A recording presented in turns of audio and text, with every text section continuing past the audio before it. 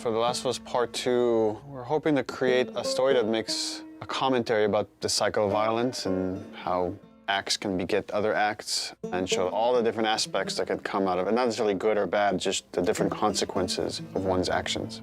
I'm gonna find, and I'm gonna kill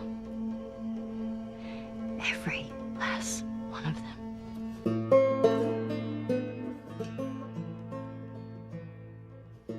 I've heard a lot of people say, why make a sequel to The Last of Us? I didn't even hear the full pitch of the game, but just like the outline of what Neil was wanting to do with this game, I realized, oh, this is something we have to make. This, this isn't even an option. There's absolutely more to do here. There's always the fear that, when you made something great and you're gonna go back to it, you're gonna mess it up. You're gonna mess what made it so special.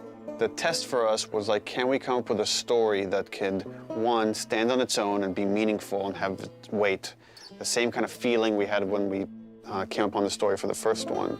But also now, because it's part 2, it has to be additive. It has to take the first one into consideration, that if you played both, then you get like a bigger narrative. The thing that Neil really cared about, that the studio really cared about, is honoring Ellie and Joel specifically, and their journey as characters.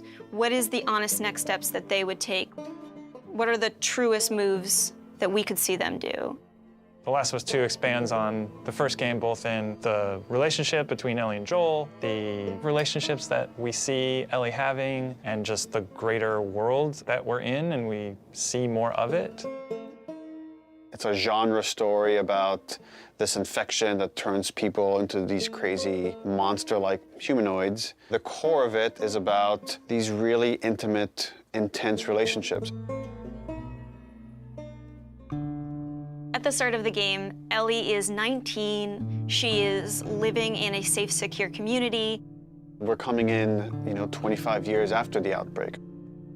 And you, as Ellie, live in Jackson, which is this kind of somewhat tranquil town in this really messed up reality. She has real community now. She has people who love and care for her, willing to sacrifice for her. Joel is also very settled down. He's now part of a town. He's no longer a smuggler.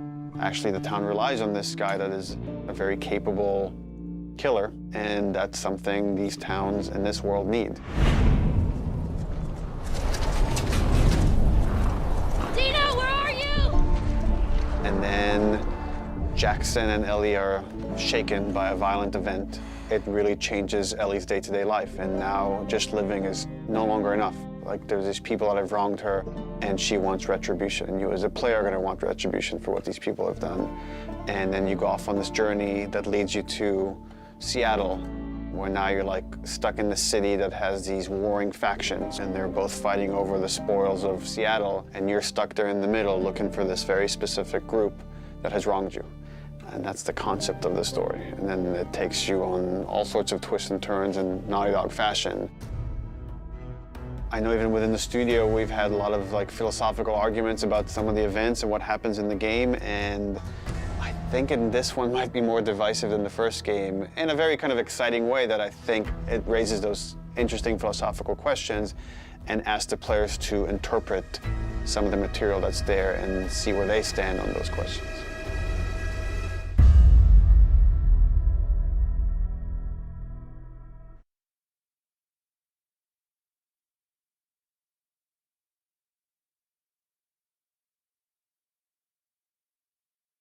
플레이스테이션